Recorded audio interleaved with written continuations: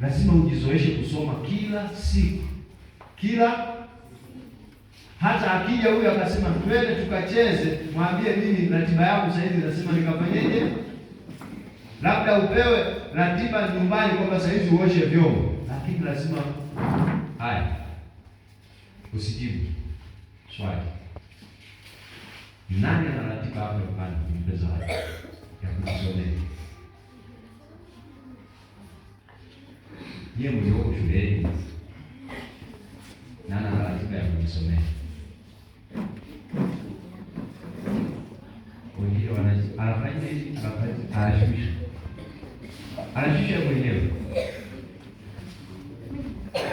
Nani anasoma? Na kwa hiyo tunasoma. Nani ana ratiba pale? Una ratiba kabisa na unaifuata. Moja. Mbili. Tatu. Leo unasoma somo gani? Na kabla hujaja hapa umesoma chochote? Anasoma jioni. Anasoma jioni. Uko ngapi? Moja, mbili. Mwingine nani? Unanyosha mkono kwa wasiwasi. Wenye ratiba nyumbani msimame. Hapa nimeona mmoja. Ili niwaone vizuri. Kweli mnajisomea nyumbani. Mama, maana wengine hapa ni wanafunzi asilimia kubwa.